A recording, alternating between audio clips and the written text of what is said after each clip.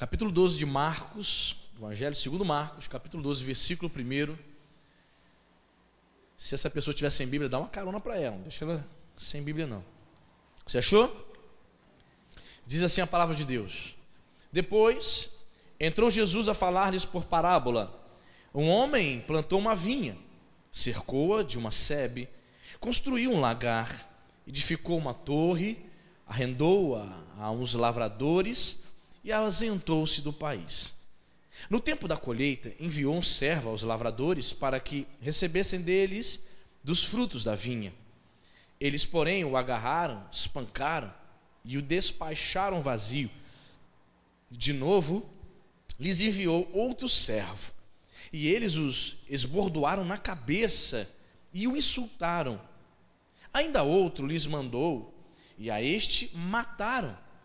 Muitos outros lhes enviou, dos quais espancaram uns e mataram outros. Restava-lhe ainda um, seu filho amado.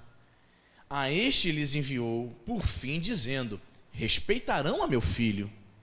Mas os tais lavradores disseram entre si: este é o herdeiro, ora, vamos, matemo-lo, e a herança será nossa. E agarrando-o, mataram-no e o atiraram para fora da vinha. Versículo 9: que fará, pois, o dono da vinha? Virá, exterminará aqueles lavradores e passará a vinha a outros. Oremos.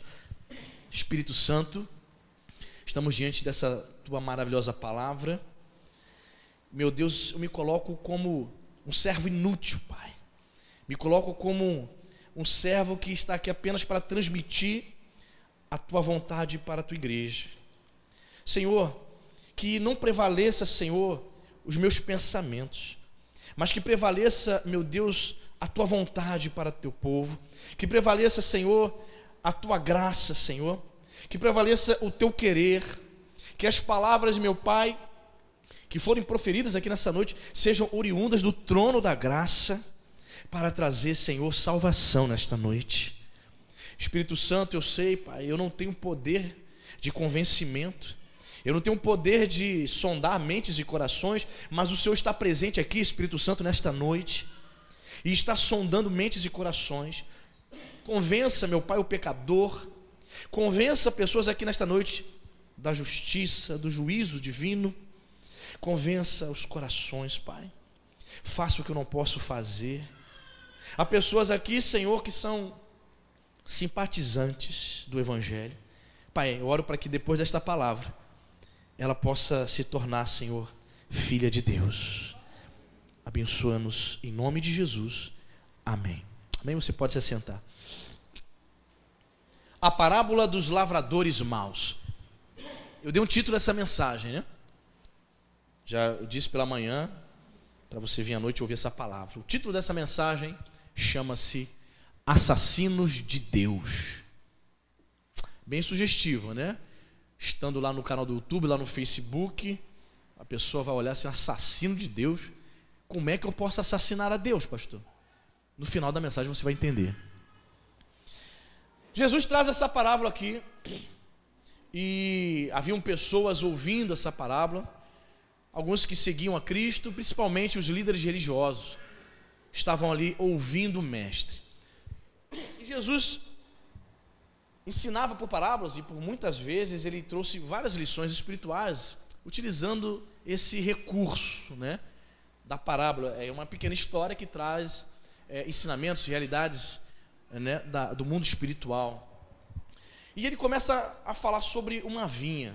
Vamos lá para o versículo 1, diz assim: depois entrou Jesus a falar-lhes por parábola, e ele diz: um homem plantou uma vinha, cercou-a de uma sebe, construiu um lagar, edificou uma torre, arrendou a uns lavradores e ausentou-se do país. Querido, este homem, está claro, né? É Deus. Deus, ele plantou uma vinha. Deus, ele nos deu vida. Todo nascimento, toda concepção, irmãos, não sei quanto a você, mas eu enxergo como um milagre. Independente de como foi gerado aquele bebê. Se foi de um casal de jovens que, sem querer, numa noite de aventura sexual, a menina engravidou com 15 anos. E você percebe, ela engravida, tem o bebê. Normalmente quem vai tomar conta é a mãe, que ela não tem estrutura emocional nem financeira para tomar conta daquele filho. E o bebê perfeito.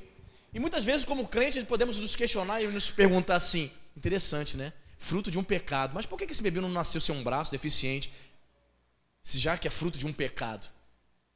Deus é um Deus de misericórdia, meu irmão. Deus é misericordioso. Aquele bebê vem, nasce, perfeito, com vida. Um dia, meu amado, um dia você também nasceu. Você veio essa vida. Pastor, nem pedi para essa vida, mas você veio. Deus plantou uma vinha. Você nasceu. Eu não sei se você nasceu num lar católico, num lar espírita, num lar evangélico, num lar onde ninguém seguia nenhuma religião, não sei. Mas Deus lhe deu vida. Deus te deu condições de ter uma família. Muitos de nós aqui, nós nascemos e fomos criados num lar que ninguém seguia e nem servia ao Senhor. Você conseguiu um emprego, você conseguiu um casamento. Há pessoas que se casaram no centro de Macumba, você sabia? Quem realizou a cerimônia foi um pai de santo. Pastor, esse casamento é abençoado? Quem acha que tem a bênção de Deus? Só assim te acha? Você está em dúvida, por isso você não levantou as mãos. Tem a bênção de Deus? Sim, Senhor. Para Deus não importa quem fez a cerimônia, se foi um padre, um pastor, um pai de santo. O que importa é que duas vidas se uniram para cumprir o desejo de Deus. Unir-se a homem a uma mulher. Formou uma família. Não importa. Importa é que agora ambos são uma só carne. Eu sei que você ficou com medo de levantar, né? Agora você está aprendendo algumas coisas. Deus plantou uma vinha, você nasceu, você veio de uma família, Deus te deu uma profissão, Deus te deu um talento. Você é uma pessoa que sabe costurar, você é uma pessoa que sabe falar bem, tem o dom da oratória, você tem um dom do ensino, você é uma boa cabeleireira, você é um bom motorista. Deus te deu uma vida. Deus plantou uma vinha, te deu inteligência. E o mais importante, Deus deu a todo ser humano, olha só o que eu vou falar, Deus deu a todo ser humano a capacidade de segui-lo. Uma das provas da existência de Deus, sabe qual é? Uma das provas da existência de um ser divino é que em toda e qualquer cultura do planeta, qualquer civilização, da mais primitiva à mais culta, aquela população, aquelas pessoas têm uma noção de um ser divino. Ela pode adorar deuses, pode adorar a lua, o sol, mas todas as civilizações têm a noção de um ser o quê? Superior. É a prova da existência de Deus. Por quê? Deus criou a cada ser humano com a capacidade de segui-lo, de servi-lo. Vai vendo isso. E diz aqui, versículo 1 ainda, plantou uma vinha, cercou-a de uma sebe é o mesmo que cerca, né? Colocou uma cerca, construiu um lagar, edificou uma torre. E diz o texto aqui que esse homem que representa Deus arrendou, concedeu aquela vinha, aquele terreno para aqueles homens. Arrendou e se ausentou do país. Deus nos deu essa capacidade, irmãos. Deixou, muitas vezes você percebe que Deus deixa você viver a sua vida. Ele vai nos dando alguns sinais. Vai vendo. Durante a nossa vida, Deus vai nos dando alguns sinais. Você, durante a sua vida, tem alguns livramentos. Eu me lembro que eu sofri um acidente com 13 anos de idade. O meu tio, na noite de Natal, meia-noite, ele foi dar uma marcha ré na Dutra, no acostamento. Ele falou assim, olha aí, vê se vem algum carro. Eu atrás do carro disse, vem sim, senhor. E eu não sei por que cargas d'água, ele resolveu dar a marcha ré. Conforme eu disse, vem sim, senhor, o carro aí atrás, ele deu uma marcha ré. Irmão, vinha uma Brasília, naquela época era carro do ano, 1991, uma Brasília 100 por hora, engavetou o carro do meu tio, que era um Passat 84, 1.8, que carro voava, né? Quem teve Passat aí?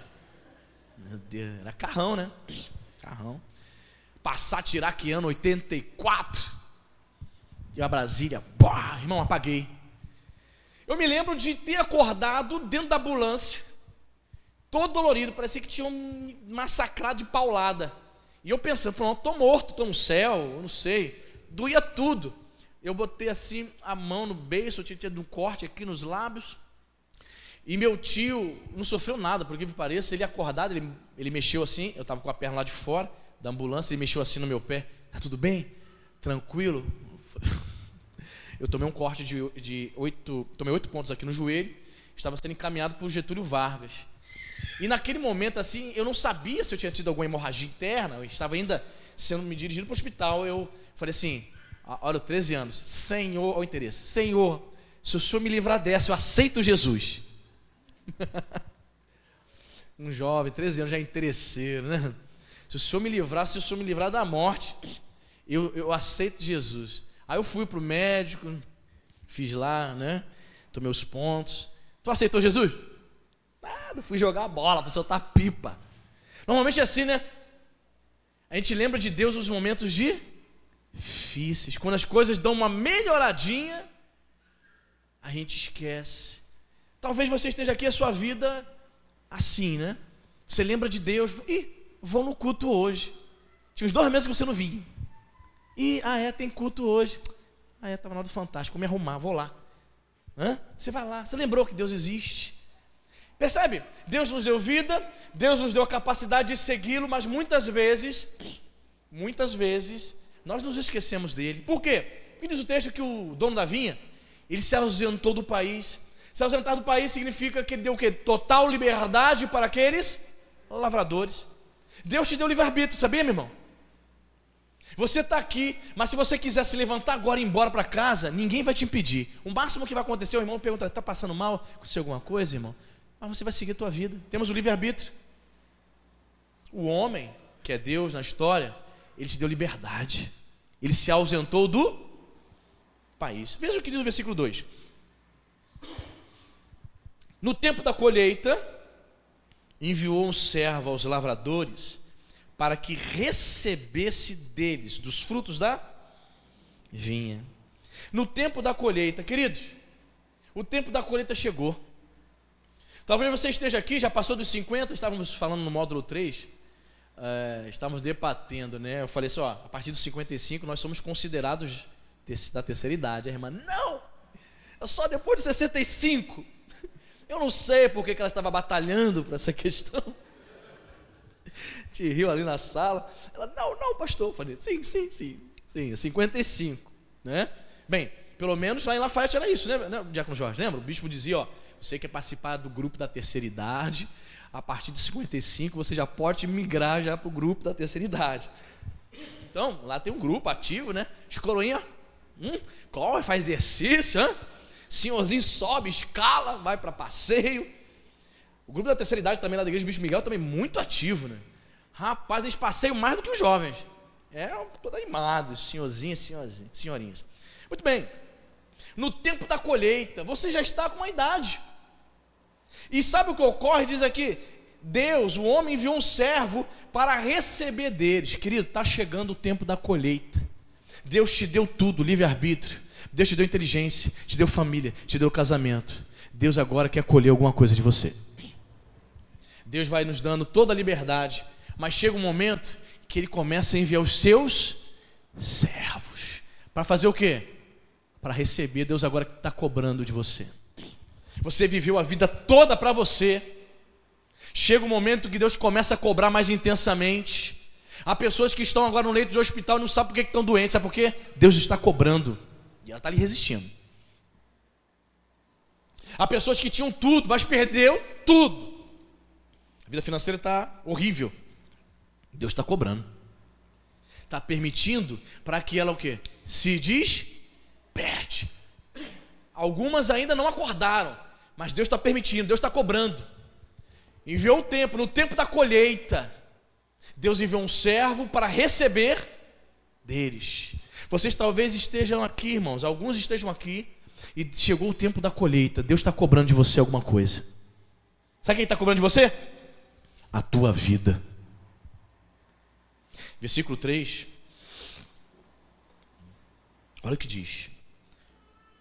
Eles, porém, fizeram o que? Os lavradores maus. O que eles fizeram? O agarraram, espancaram o servo e o despacharam vazios. Algumas versões dizem de mãos vazias. O que significa isso? Servos estão sendo enviados na tua vida. Pessoas estão falando de Deus para você. Quando você lembra de Deus, você vem na igreja, ouve a palavra. Mas existem pessoas no trabalho, no Facebook, pessoas na sua vizinhança, na sua família, dizendo: entrega a tua vida a Jesus, somente Ele é Salvador. Mas sabe o que está acontecendo?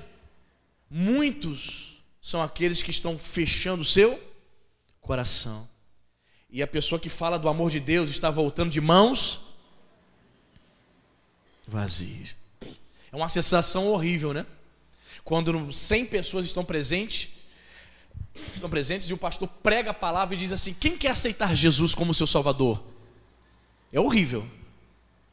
Ninguém levanta a mão. É uma sensação horrível. E o pregador, isso, ó Deus, aí vai trabalhando, né? O Senhor trabalha no coração dessa pessoa, ô Jesus, isso. Alguns pastores usam uma tática, não diz assim, vem à frente. Alguns pastores usam a seguinte tática: você que está aí, levante a sua mão direita, você que quer aceitar Jesus. Aí a pessoa sente mais à vontade, ela vai e levanta as mãos. Mas quando o pastor diz assim, vem à frente, a pessoa não sai. Algumas saem, outras não. Mas muitas vezes o pregador, ou aquele servo que está anunciando a mensagem de salvação, volta de mãos vazias. A sensação é a mesma quando eu fico ano após ano pregando, ensinando, e eu não vejo o indivíduo mudando a vida dele, se entregando para Jesus. A minha sensação é que estou voltando para casa, para minha casa de mãos vazias. É uma sensação horrível, irmão. Eu não gosto muito de fazer apelo, não. Porque eu acho o seguinte: a pessoa que aceita Jesus de verdade, ela já toma as atitudes já. Quero me batizar, eu quero ser membro dessa igreja. Algumas pessoas esperam a formalidade de levantar a mão e ir lá na frente. Mas na verdade, eu já fiz isso aqui várias vezes. Vem aqui na frente e aceita Jesus. Vinha gente a beça aqui, no domingo que vem, nunca não voltava, não. Aceitou nada. Ela achou que eu estava te dizendo assim: vem à frente para me fazer uma oração por você. Uma oração comum. Ela não estava medindo as consequências de aceitar Jesus como Salvador, que é entregar a vida totalmente. Ela vinha aqui na frente. No outro domingo, cadê aquele casal que aceitou Jesus? Eu falei: bem, eu vou pregar o Evangelho, eu vou lançar a semente, e a semente vai germinar. Mas muitas vezes a gente lança a semente e a semente demora um pouco para germinar. E quando eu não vejo fruto, como pregador, ou você, quando fala de Jesus para uma pessoa, ela não dá a mínima, você tem essa sensação de que você volta de mãos vazias. Todas as vezes que alguém foi falar do amor de Deus para você, você está aqui, talvez seja um simpatizante do Evangelho. Essa é a sensação de quem falou de Jesus para você e você não deu a mínima. Ela volta para casa de mãos vazias. E diz, olha só o que diz o versículo seguinte, irmãos. Me chamou a atenção aqui o versículo 4. Diz assim: de novo lhes enviou outro servo. O homem, Deus estava insistindo, né? O que eles fizeram? E eles os esbordoaram aonde? Na cabeça, e o insultaram. Comecei a meditar aqui, foi Espírito Santo, o que significa isso? Por que essa questão do dar na cabeça? Poderia dar nas pernas, né? Nas costas. E o Espírito Santo me trouxe aqui um entendimento que eu quero compartilhar com você. O outro servo enviado, ele foi desbordoado na cabeça. Cabeça, irmãos, na Bíblia é símbolo de autoridade. Diz a Bíblia que Jesus é o cabeça Ele tem autoridade sobre a igreja.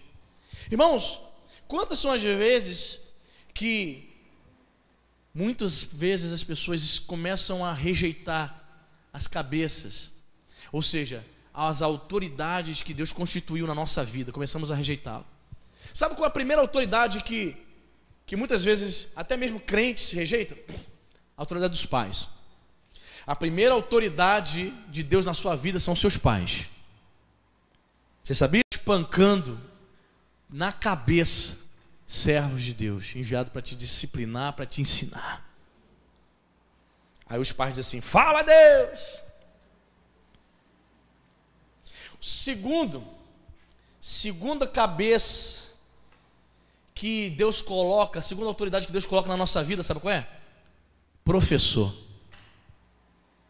Tem muita gente que despreza o professor. Seria muito bom se voltasse o tempo em que o professor entrava na sala, o que a classe fazia? Que bonito, né? Isso não existe não, hoje estão arremessando o professor na janela. Você que é da área de educação sabe, né? Que prova. Havia um tempo em que o professor tinha autonomia, autoridade total para pegar a mão do camarada e pá, com a régua. Quem pegou esse tempo aí? Amém, Jesus, aleluia. Volta a esse tempo. Mas agora não. Agora o garoto xinga o professor, dá tiro no professor, usa canivete, corta os outros. Aí a professora vai chamar atenção. Aí vem a mãe, você não pode chamar a atenção do meu filho. Estão espancando na cabeça, nas autoridades constituídas por Deus, autoridades que Deus enviou para te ensinar. Pais, professores. Você entende, irmão? Até mesmo, muitas vezes dentro da igreja, alguns membros não entendem essa dinâmica de professor como autoridade. Na classe da Geração Vida, o professor é a autoridade. Se o teu filho começar a dar butinada nos outros, começar a xingar palavrão, tem criança, olha, cuidado, hein? Tem criança que conta tudinho que os pais fazem em casa. Minha mãe viu isso aqui, minha mãe faz isso aqui. Cuidado, chega tudo do ouvido do pastor, meu irmão. Quando tu vier para a igreja, tu diz assim, meu filho, fecha a tua boca. O pastor fica sabendo de tudo. Olha, terrível. Tu olha assim, o crente, meu Deus do céu, é muito santo. Aí o moleque detona tudo. Meu pai faz isso e aquilo. Meu pai, mamãe, papai. Uma graça. Aí, tem crente que não gosta não. Pastor, a professora não pode chamar a atenção do meu filho, achando que o filho é santão. Querido, em nome de Jesus, vamos crescer. A autoridade na sala de aula é a professora. Se estiver fazendo algo que, sabe, estiver quebrando cadeira, estiver fazendo arte, a professora vai chamar a atenção. Senta aqui. Não pode fazer isso, não pode bater no coleguinha. Vai ser ensinado, amém, meu irmão? Quando o pai discorda disso, vai reclamar com o pastor. Pastor, porque eu não quero, pastor, porque você não chama a atenção do meu filho, porque o meu filho é o filho mais badalado. Quando ele nasceu, o hospital parou. Essa criança é uma criança comum, amém, meu irmão? Teu filho é maravilhoso para você, mas é uma criança comum. Precisa ser disciplinado, precisa ser ensinado, sim, senhor. Então não se una aos lavradores maus, espancando a cabeça dos servos. Terceiro nível de autoridade. Falamos aqui de pais, professores. Terceiro nível de autoridade. Sabe o que é a autoridade de Deus na tua vida? E você não pode espancar ele? Repita comigo assim, meu patrão. Pastor, meu patrão é do demônio, cara. Pastor, ele é usado, pastor. Não, ele não tem autoridade. Presta atenção. Você não assinou a tua carteira lá? Você não assinou um contrato de trabalho? Enquanto você estiver ligado, enquanto você tiver vínculo empregatício, enquanto você estiver trocando o seu trabalho, ele te paga para você trabalhar, ele é autoridade, sim senhor, naquela empresa, na tua vida. Não adianta espancar o teu patrão não, hein? Pastor, eu quero que meu patrão vá para o quinto dos infernos. Você está espancando servos que estão colocados na tua vida, meu irmão. Se ele está mandando em você, porque tem propósito de Deus nisso aí, querido. Não é à toa que ele que manda em você. Se fosse ao contrário, Deus faria o contrário, não é verdade? Você seria o dono da empresa. Mas não é você o dono da empresa. Então ele é uma autoridade ali. Estava falando pela manhã, você já viu alguns crentes ladrões? Já viu o crente que rouba? Ele trabalha na empresa e só vive morcegando, ele rouba o tempo. O patrão paga ele as 8 horas de trabalho, mas aquelas 8 horas ele encontra mais ou menos umas 2 horas para morcegar. toda hora vai tomar cafezinho, já viu já? Tem uns camaradas que o dente tá amarelo, tanto tomar café, toda hora. Aí ele chega lá, ele fica lá, encostado. E aí, a Dilma, vai ou não vai? Vai ou não vai? Tomar mais um golinho. Olha, o serviço é para começar 9, mas o cafezinho dele vai até 9h40, assim, de brincadeira, na brincadeira. Ele come, ele rouba 40 minutos do patrão, assim, na boa. Está roubando o tempo no qual você foi pago para trabalhar, meu irmão, não para morcegar. Tenha postura correta aonde você trabalha, em nome de Jesus. Não fique falando mal do teu patrão. Não gosta de lá, sai de lá. Ah, pastor, não gosto de lá, não gosto de lá, não gosto, só tenho um lá para ficar, pastor. Não gosta de lá, sai de lá, vai procurar novos horizontes. Se você conseguir arrumar o teu trabalho, né? Tem isso. Tá fácil para arrumar emprego não, irmão. Valorize esse daí, hein? Dá glória a Deus. Dá graças a Deus que tem. Tem muita gente desempregada 6 meses, 8 meses, 1 ano. É? Às vezes você está numa empresa que você não gosta, fica doidinho para sair, arruma sarna, né? Começa a faltar. Ele vai me mandar, ele não quer me mandar embora. Aí fica provocando, falta, vai um dia, falta 2, mete atestado falso, até encher a paciência do patrão, o patrão manda embora. Ele fez tanto que foi mandado embora. Sabe o que acontece? Depois que acaba o seguro-desemprego, o fundo de garantia, aquela merrequinha, bate o desespero, porque não tem mais nada. Tinha 1 conto para receber todo mês, agora não tem nada. R$1.000 é melhor do que 0, hein? Valorize o teu trabalho, em nome de Jesus, meu irmão. Deus te colocou ali, ore a Deus e aguarde algo melhor. Mas não espanque o teu patrão, fica metendo malho nele não. Ele é bênção de Deus na tua vida. Porque se não fosse a empresa dele, você não teria nem esses R$1.000 aí. Você está entendendo, meu irmão? Eu falei pela manhã, alguns domingos passados, que um certo pastor, ele recebeu no ministério dele, ele trabalha com casais, ele recebeu uma oferta altíssima, irmãos. Uma oferta muito alta, grana, muita grana. E ele ligou para esse irmão e falou assim: eu recebi aqui uma oferta que, assim, poxa, Deus abençoe a tua vida, foi algo que eu nunca recebi no meu ministério.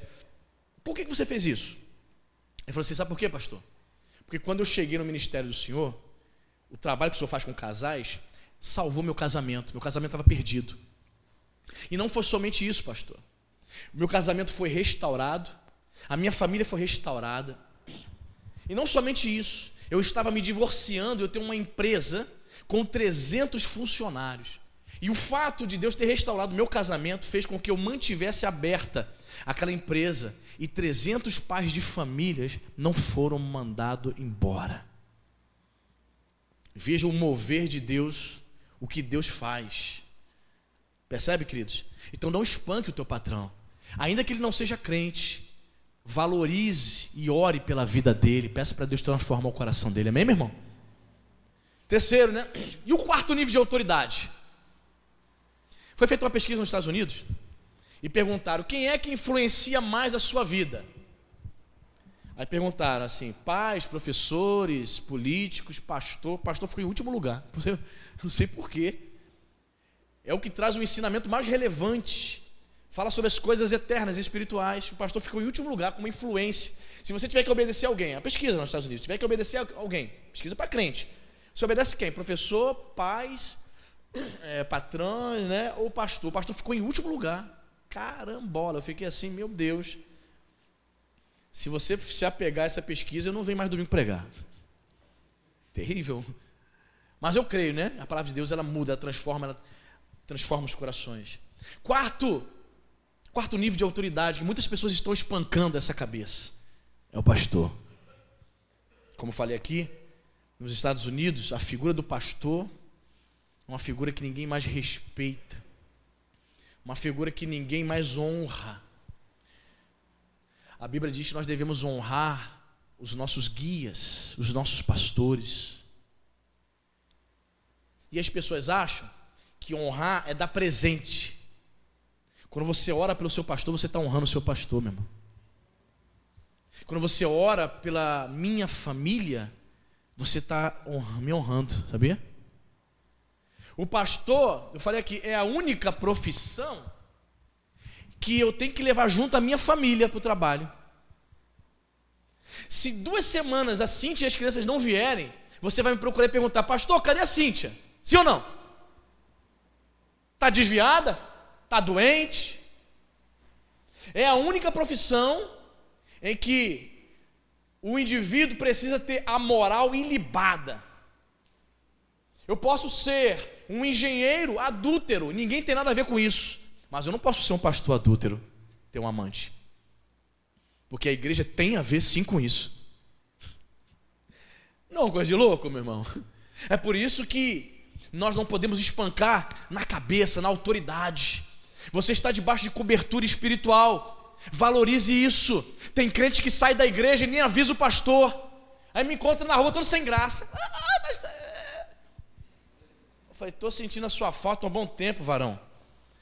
Não, porque o ônibus, é porque o carro, é porque eu não posso. Não, desculpa. Eu tinha que dizer: pastor, eu não entendi que o Senhor tinha autoridade espiritual sobre a minha vida, por isso que eu saí daqui e nem dei satisfação para o Senhor. São pessoas que não entendem essa dinâmica, estão espancando a autoridade. Não foi isso que aconteceu no versículo 4? Esbordoaram ele aonde? Pá! Na cabeça. São pessoas se assemelhando aos lavradores maus, que estão rejeitando as autoridades de Deus constituídas por Ele sobre nossas vidas. Amém, queridos? Versículo 5: ainda outro lhes mandou, e a este mataram. Até então estavam batendo, né? Espancando, batendo. Esse aí no versículo 5 morreu. Muitos outros lhes enviou, dos quais fizeram o quê? Espancaram uns e mataram a outros. Veja, eles foram rejeitando, a rejeição dos primeiros servos, eles estavam se limitando, tendo cuidado de não matar, eles só espancavam. O tempo foi passando, a rejeição a Deus, ao homem, que representa aqui a Deus, foi tão grande que chega um momento em que eles matam.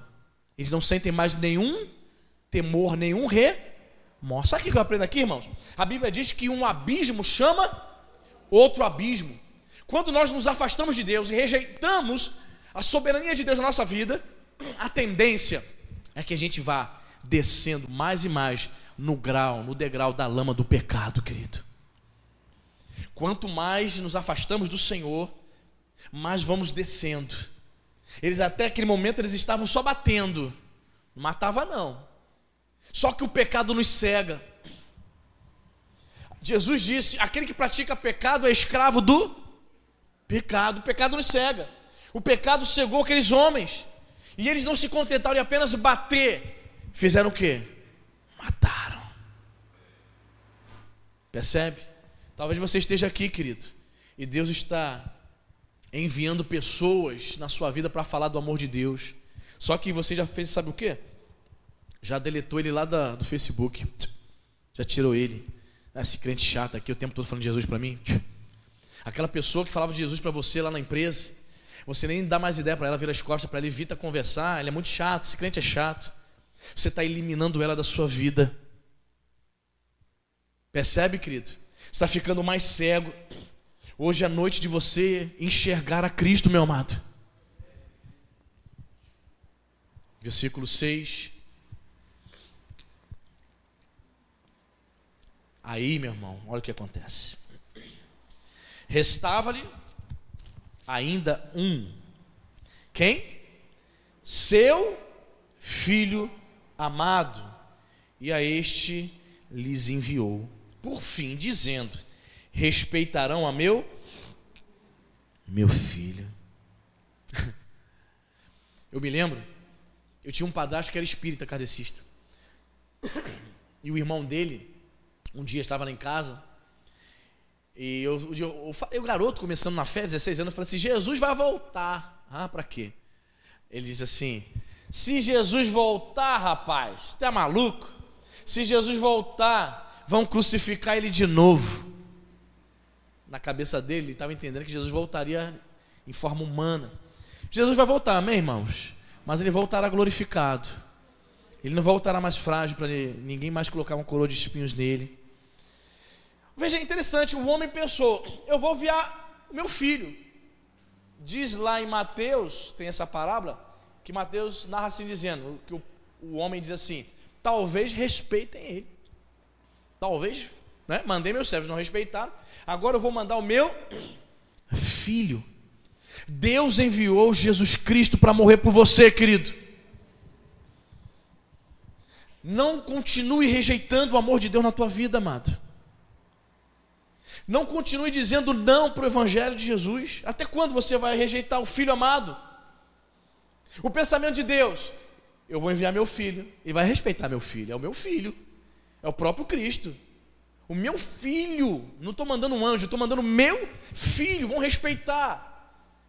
Querido, em 2000 anos de cristianismo, homens estão falando tantas coisas terríveis acerca de Jesus. Tem pessoas, eu entrei num Facebook, uma página no Facebook anteontem, de um ateu. Carambola, eu não tive coragem de ver tantos discursos absurdos que afrontam ao meu Deus. Eu fiquei aterrorizado. O camarada falando tanta coisa, Deus não existe, Deus, quem acredita em Deus são os fracos, só quem acredita em Deus são os menos instruídos. Aí ele dizendo, você, ele apontando assim um dedo, você que é o próprio Deus, não existe um Deus para se seguir. Olha quanto absurdo, irmãos. O homem rejeitando o filho, disse pela manhã, Carlos Drummond de Andrade, que foi um poeta brasileiro, ateu, confesso, ateu convicto, ele dizia, não tenho religião, não tenho partido político, não sigo a nada, minha consciência está tranquila. Não, querido, um homem sem Deus não tem a consciência tranquila. Um homem sem Deus está perdido, diz a Bíblia. Diz a Bíblia que um homem sem Deus, distante de Deus, um homem que rejeita Deus, ele é tolo, ele é louco e é insensato, diz as Escrituras. Não rejeite a Deus na sua vida, querido. Não rejeite o Filho, porque o pensamento de Deus é esse: vão respeitar o meu Filho. Tem muitas pessoas que não respeitam o Filho de Deus, estão dentro das igrejas fazendo uma arruaça, fazendo o diabo, não respeitam, se dizem cristãs, hein? Não estou falando nem aqui de pessoas que não servem a Deus, se dizem cristãs, fazendo o demônio. Estava conversando com uma pessoa essa semana, essa pessoa frequentou uma igreja aqui na região dos Lagos, 6 meses, pouco mais de 6 meses, o pastor reuniu a igreja e falou assim, eu estou vendendo a igreja, estou indo embora, tchau. O povo assim olhando para o outro assim, o pastor chegou e anunciou, estou vendendo a igreja. O pastor vendeu a igreja, pegou o dinheiro, vendeu tudo, com membro e tudo. Você entende isso, meu irmão? Você consegue compreender isso? Uma pessoa dessa tem um filho de Deus no coração? Não tem. Não conhece a Deus, não conhece a graça de Deus, não ama as ovelhas. Dessas pessoas que estavam com esse pastor, isso há 6 meses, pessoas desviadas, sem igreja, se perderam, sem uma liderança, porque um indivíduo que se chama pastor vendeu a igreja.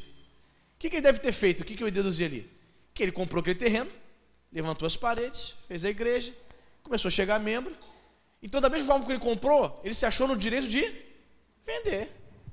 Ele não teve nem a consciência de dizer assim, ó, irmãos, eu quero colocar aqui um irmão aqui no meu lugar, ele vai assumir a igreja, isso aqui é para o reino de Deus, tem nada meu aqui, eu que dei de oferta, eu investi aqui, pertence ao Senhor.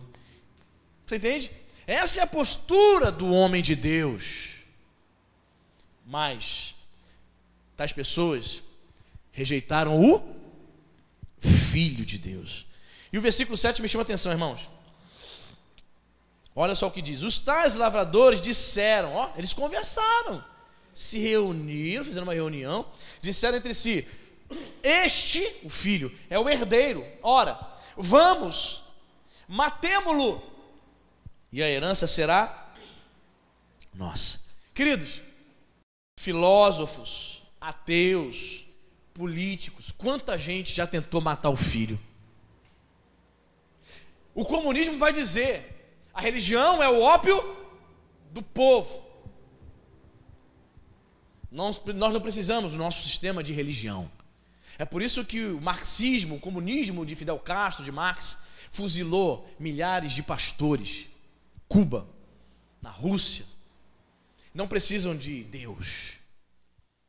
Matemo-lo, vamos matar o herdeiro. Friedrich Nietzsche, um dos filósofos ateus mais famosos da história, alemão, viveu no século XIX. Ele é o autor da frase: Deus está morto. Você sabe como morreu Nietzsche, meu irmão? Você sabe como morreu Nietzsche? Ah, pastor, acho que ele morreu na rede, tomando água de coco. Morreu dormindo, que é uma morte bonita. Tem gente que quer morrer. Quem quer morrer dormindo aqui? Você quer? Pastor, eu acho que quem dorme dormindo não sofre, né, pastor? Quem disse que não? Acorda e morre. Tu tá dormindo, abre o olho e volta. Olha, Nietzsche não morreu dormindo, meu irmão. Nietzsche morreu dentro de um manicômio, louco. Louco, porque ele ousou desviar uma geração de acadêmicos na Alemanha do século XIX. Muita gente se apegou à doutrina de Nietzsche. Deus está morto, eu não preciso seguir uma Bíblia. Queridos, estão tentando fazer isso. Estão tentando matar Deus, eliminar Deus. Mas não vão conseguir, porque Ele é poderoso. Ele é o Deus criador dos céus e da terra, meu irmão. Não vão conseguir. Sabe como você consegue matar o herdeiro? Matemo-lo. Olha a ideia deles. Matemo-lo. Sabe como um indivíduo consegue matar Deus na sua vida? Por isso o título dessa mensagem: Assassinos de Deus. Quando você o rejeita, você elimina ele da sua vida. Você está matando a Deus. Você está dizendo: não reine sobre mim, Senhor. Não reine sobre a minha vida. Não reine. Eu não quero que o Senhor domine. Eu não quero receber ordens do Senhor. É interessante, né? Que o título que a igreja primitiva dá, na primeira e na segunda geração, dá ao Senhor Jesus, é o título de Senhor. Interessante por quê? Porque a palavra Senhor, no grego, no qual foi escrito o Novo Testamento, significa Kyrios.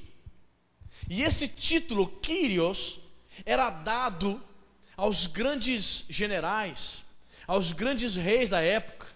Alexandre era chamado de Kyrios, Senhor. Os Césares, os imperadores, no idioma grego, onde se falava grego, eram chamados de senhores. Muitos aceitavam tais senhores, mas rejeitaram o verdadeiro Senhor. Querido, hoje é a noite de você aceitar o verdadeiro Senhor na tua vida. Não mate Jesus da sua vida. Não elimine o mestre da sua vida. Tudo que você tem ouvido, coloque em prática em nome de Jesus, meu irmão. Não mata o Senhor, não elimina o Senhor. Quando você despreza a palavra de Deus, passa a segunda, passa a terça, passa a quarta, passa a quinta, passa a sexta, passa a sábado, e você não abre a sua Bíblia, você está matando Deus na tua vida. Porque a Bíblia é a palavra de Deus, é a bússola que norteia a vida do cristão. Como é que você pode passar uma semana sem abrir a palavra de Deus para receber uma palavra do mestre? Como é isso? Pastor, tenho muitos afazeres. Está matando Deus, assassino de Deus. Não mate Deus na sua vida, querido. Ele precisa estar vivo, reinando na tua vida, na tua casa, no teu coração. Veja a proposta desses homens. Olha, matemo-lo. Matemo-lo. E diz o seguinte: e a herança será nossa. É a velha tentativa de se viver sem Deus. Que herança ele está se referindo? A vinha. Eu fiz aqui essa analogia. A vinha representa a sua vida. Vamos matar Deus. A herança é nossa, a vida é minha. Você está aqui, já está uma certa idade, e você diz: pastor, a vida é minha, eu faço o que eu bem entender. Não, querido, existe um Deus, um Senhor, que permite que você esteja vivo agora, por graça e misericórdia. Se ele fizer assim, ó, você cai durinho, morto, dá tempo de chegar no UPA, porque Ele é Senhor da vida e da morte. Matemo-lo, a herança é nossa, a vinha é minha, a vinha é nossa. Ele não vai tomar de volta, Ele arrendou, Ele te emprestou somente, Ele quer de volta, Ele quer a tua vida de volta, querido. A tua vida pertence a Deus, não é tua. Pastor, eu faço o que bem entender na minha vida. Quem disse? Pastor, amanhã eu faço acontecer. Quem disse que tu pode passar de hoje? A nossa vida está nas mãos de Deus. Muitas vezes nós não pensamos acerca disso, né?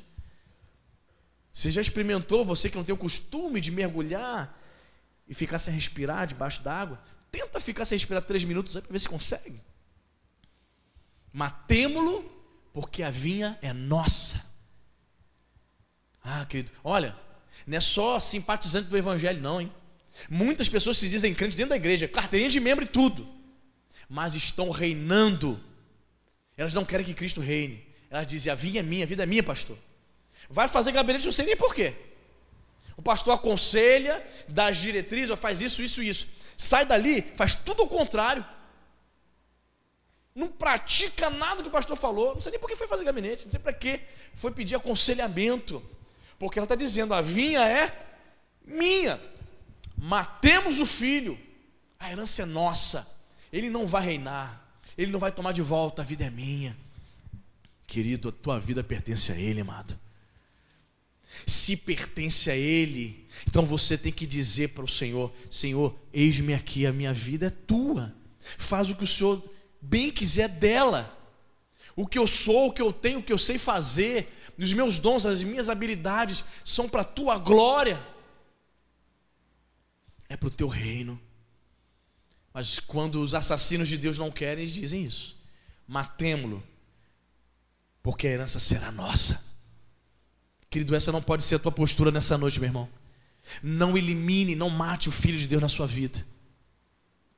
Hoje de manhã eu li um versículo, Ezequiel 33:18, foi isso? Não foi? Você que veio de manhã? Foi? Foi.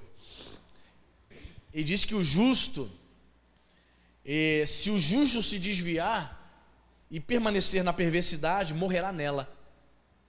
E eu disse até para os irmãos, veja bem, estamos falando aqui de justos, de crentes. Há possibilidade sim de um verdadeiro crente se desviar. Há possibilidade de um crente se desviar. Então muitos crentes podem se desviar fazendo isso, eliminando, matando o filho de suas próprias vidas. E o versículo 8, olha só, irmão. E agarrando, fizeram o quê? O filho foi. Agarrando, fizeram o quê? Mataram-no e o atiraram para fora da vinha. Essa foi a atitude daqueles homens, irmãos. Eles mataram o filho e tiraram para fora. Deus não quer que você tire o filho de Deus de fora da vinha da sua vida. Talvez você esteja aqui e já estava pensando em matar o filho, eliminar Jesus da sua vida e jogar ele para fora da vinha que é a sua vida. Deixa ele reinar na tua vinha em nome de Jesus, meu irmão. Deixa Jesus reinar. Ei, a terra é dele, ele só te emprestou, ele só arrendou. Não é tua não, prestado. Você está entendendo? A vinha, ele só emprestou. Ele quer de volta. Ele está cobrando. Ele quer de volta. Então não elimine o Filho de Deus. Não lança ele fora da tua vida. Essa é uma noite de você dizer assim, Jesus, eu quero o Senhor de volta na minha vida. Senhor, nada pode me impedir de continuar te seguindo. Nada vai me afastar do teu amor. Até hoje você foi uma pessoa inconstante. Um dia está na igreja, um dia se desvia. Vem um culto, falta 10. Mas a partir de hoje, você será uma pessoa constante em nome de Jesus para a glória de Deus. Você não vai mais matar, não vai mais eliminar Jesus da tua vida. Você não vai tirar Jesus para fora. Você vai dizer, Senhor, a vinha é tua, toma de volta. Toma de volta. É dele, meu irmão. Você não vai fazer da sua vida o que você bem entende, porque a tua vida pertence a ele. Pertence a ele. Então Deus quer conscientizar você nessa noite que a tua vida, Deus te chamou para você glorificar o nome do Senhor. Eu vejo aqui nessa igreja pessoas com habilidades, pessoas com capacidades, mas elas dizem, a minha vida é minha, pastor, eu não vou servir a Deus, eu não vou fazer isso, não vou fazer aquilo. São pessoas que se eu for chamar, diz na minha cara, não, Eu nunca tive coragem de dizer não para o bispo. Nunca! Quase 10 anos servindo. Anderson, pode fazer isso? Eu pensava, tinha até um compromisso no mesmo horário que ele falou. Posso. Porque na minha cabeça eu pensei em 2 segundos, eu troco o meu compromisso para servir a Deus. É privilégio o que o bispo está me concedendo para fazer. No meio de 400 pessoas, ele olhar para mim e dizer, faça isso, é um privilégio de Deus. Eu não vou desperdiçar, eu não vou matar o Filho de Deus na minha vida, eu não vou eliminar Jesus da minha vida, porque a vinha é dele, a minha vida é dele. E não digo isso, pastor, o senhor fala isso porque o senhor já sabia que ia ser pastor. Quem disse? Quem disse que só pastor é que entrega a vida totalmente ao Senhor? Todo aquele que é servo de Deus precisa entregar a vinha a Ele. Todo o que é servo de Deus precisa entregar a sua vinha ao Filho de Deus. E o versículo 9, irmãos, para a gente fechar aqui, olha o que diz. Que fará, olha a pergunta de Jesus, ele encerra a parábola dizendo, que fará, pois o dono, olha, o dono da vinha, faz a pergunta e ele mesmo responde, né? Ele virá, exterminará aqueles lavradores e passará a vinha a outros. O que vai fazer o dono da vinha? Ele vai trazer juízo. Ele traz juízo. Existe um céu a ser conquistado, mas também existe um inferno também. Para o inferno irão todos aqueles que matam, assassinam, eliminam o Senhor da sua vida. Todos aqueles que dizem, não, a vinha não é tua. Mas existe um céu, querido. Eu quero dizer para você que existe um céu. Existe um lugar lindo esperando você. Quando você fechar os seus olhos, tu não sabe se é hoje, se daqui a 10 anos, o seu espírito, a sua alma sai do corpo. Gostou da sonoplastia, da alma saindo?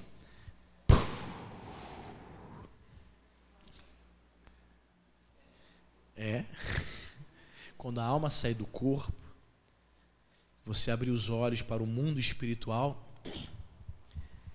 você vai ver anjos. Você precisa dizer, Jesus, a minha vinha é tua, para que quando você fechar os olhos e abri-lo para o mundo espiritual, você veja anjos recepcionando você para te levar para a eternidade, para as mansões celestiais. Anjos virão nos recepcionar. Como é que o senhor sabe disso, pastor? Está na Bíblia, quem já leu? Evangelho de Lucas, capítulo 16. Morrendo Lázaro, os anjos fizeram o quê? O conduziram. Aquele filme Ghost, que você viu 500 vezes e chorou a beça, lembra? Quem chorou no filme Ghost? Ser sincero. Sua Márcia, duvido, você chorou a beça? Chorou. Ghost, com aquela canção linda, Ancient Melody, né? Oh, ela fazendo aquele barrozinho. Patrick Swayze novinho, né? 1990. Aquele filme bombou. As meninas na escola, vou ver Ghost, choravam. Você viu, né? Já vimos 550 vezes na sessão da tarde. Meu Deus. Mas é um filme legal, né? Ali, claro, não entra em questão de Jesus, não entra nesse mérito, né? De Jesus como Salvador. Mas ali mostra algo interessante que realmente tem sentido. Quando aquele vilão da história que queria matar o Patrick Swayze, né? O Sam, né? Sam. Lembrei o nome dele, é o Sam. Aí ela, I love you, Sam. Ele, Idem. Lembra disso? Idem. Ela, por que você só fala Idem? Fica romântico, né? A gente fica, né? Os diálogos na cabeça. Aquele momento que o vilão, que era amigo dele no trabalho, ele morre. Lembra aquela cena? Que uma janela mata ele, né? Aí ele sai do corpo. O que acontece com ele? Vem assim umas sombras negras, né? Os demônios para levarem a alma daquele rapaz. Irmãos, é o que acontece. Eu vi um testemunho de um rapaz, de um senhor. Ele fala que a mãe dele, mesmo sendo muito religiosa, no leito de morte, a mãe dele gritava. No leito de morte, a mãe dele gritava dizendo assim: não deixe eles vir, eles estão vindo. Eles estão vindo, eles vão me pegar. E a mãe dele morreu assim de olho aberto, uma morte horrível, atormentada. Estão vindo, estão me pegando. E ela morreu assim. Então o mundo espiritual é uma realidade, irmãos. O mundo espiritual é uma realidade. É por isso que nós precisamos cuidar da nossa vida espiritual. A vida espiritual é mais importante que a vida material. Perfeito?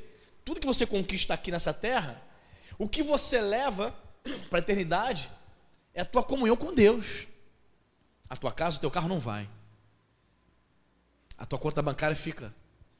Mas você leva a tua fé, leva o teu relacionamento com o Senhor, para que perdure por toda a eternidade.